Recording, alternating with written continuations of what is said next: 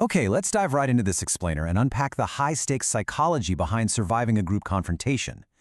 These days it feels like people are bringing 4 or 5 friends with them over the absolute smallest disagreements, and they usually think that having a whole squad backing them up is what real power looks like. But is it really? In this explainer, we're going to break down the actual psychology behind mob behavior when you're completely outnumbered. We'll look at how you can use psychology instead of your fists to take control of a highly volatile situation. So picture this. Imagine standing all alone against an aggressive group. It's a terrifying reality, right? But trying to match numbers with numbers, well, that just creates an endless, unpredictable cycle of violence. Think about it for a second. Even if you somehow bring a group of people to overpower someone, what guarantee do you actually have that your group is going to be there for you tomorrow? When they're alone, you attack them. When you're alone, they attack you. It's this toxic cycle that literally never ends. Winning doesn't always mean overpowering someone physically. Sometimes, true victory is just walking away without giving them the reaction they're so desperately looking for. Which brings us to Section 1, the illusion of group power. Because to survive a confrontation, the very first battle we have to win is the one happening right inside your own head.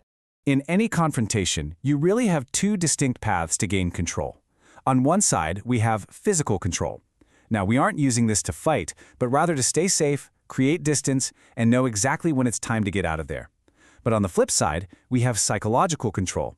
And this is where the battle isn't won with your fists, it's handled completely with your mind. It's all about managing the other person's emotions, their ego, and their fear, with the goal of steering the whole situation toward a much calmer outcome. It's a high-level game, and today we're heavily focusing on mastering this mental approach. Now, the first thing you absolutely must do is break the illusion of group power in your own mind. Because the second the thought hits, oh man, I'm alone and there's 4 of them, panic naturally sets in.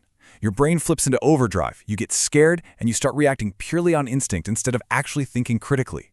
But here's the secret. You have to realize that seeing 4 people does not mean you're facing 4 identically thinking minds. Every group is a mix of totally different personalities. Your goal isn't to take them all on at once, it's to understand the dynamic that's actually at play. All right, let's move to Section 2, Inside the Mob Effect, and look at exactly why groups get so incredibly dangerous when combined. This introduces a really critical concept called the mob effect. When this psychological shift takes over, people literally stop acting like themselves. Their individual rational thinking becomes significantly weaker, while their sense of collective confidence and aggression gets a massive boost. Basically, individuals in a group just do not behave the way they would if you caught them completely alone. Instead, they start blindly matching the aggressive mood of everyone around them. So why does this happen? Well, there are 3 core amplifiers at work here. First off, responsibility gets shared. An individual standing alone worries about consequences. But in a group, the thinking shifts to, hey, we're all in this together, nothing's going to happen. The risk feels divided, so they take crazy risks they normally wouldn't.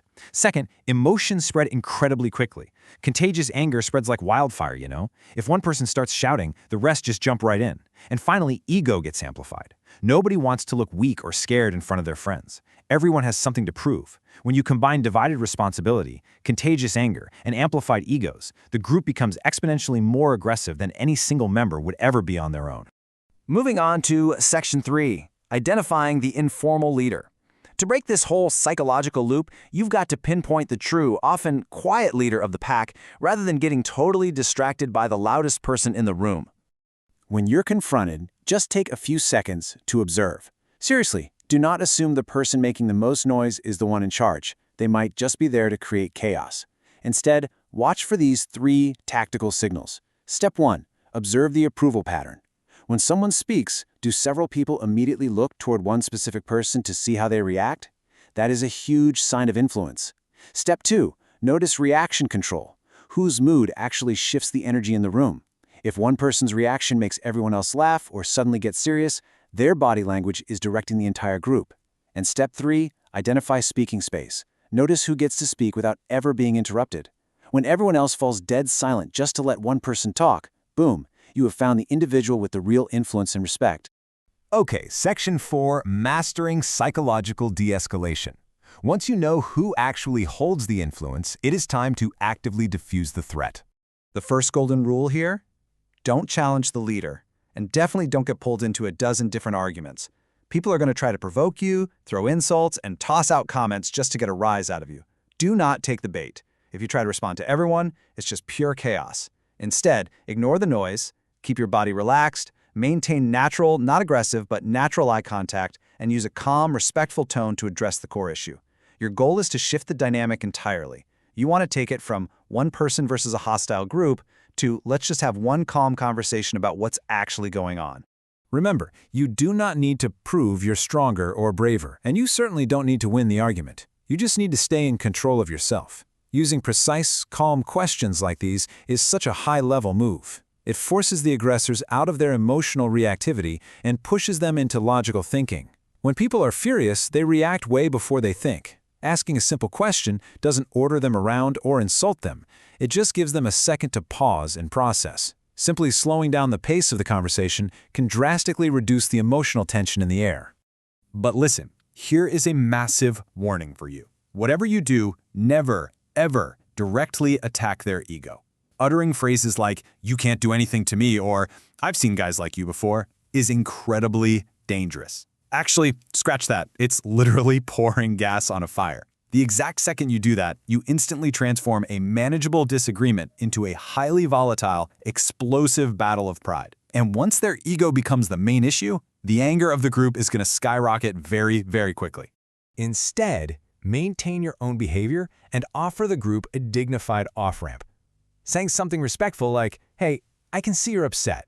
Let's not make this worse than it needs to be." Or using the phrasing on the screen is unbelievably effective. You aren't surrendering here. You aren't admitting you're wrong. You are simply giving them a golden opportunity to step back and walk away without feeling humiliated in front of their buddies. You're influencing the direction of the conversation toward calmness, giving everyone a much better chance to make a rational choice. Finally, Section 5, prioritizing your physical safety. Because of course, all of this psychology relies on one very critical condition. The other person actually has to be willing to listen to you.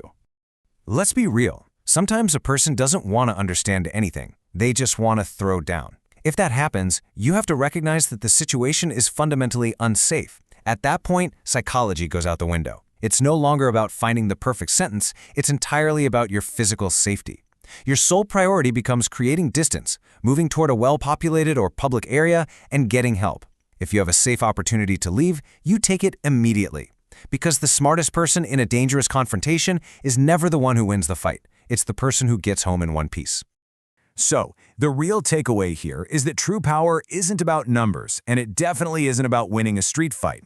Real power is being able to maintain absolute self-control when everyone else around you is completely losing theirs. Anybody can shout, act tough, and call their friends, but it takes genuine, deep strength to remain calm under pressure and successfully de-escalate a mob. Which leaves us with the ultimate question. When the pressure is on and the egos are flaring, are you strong enough to simply refuse to play their game and walk away?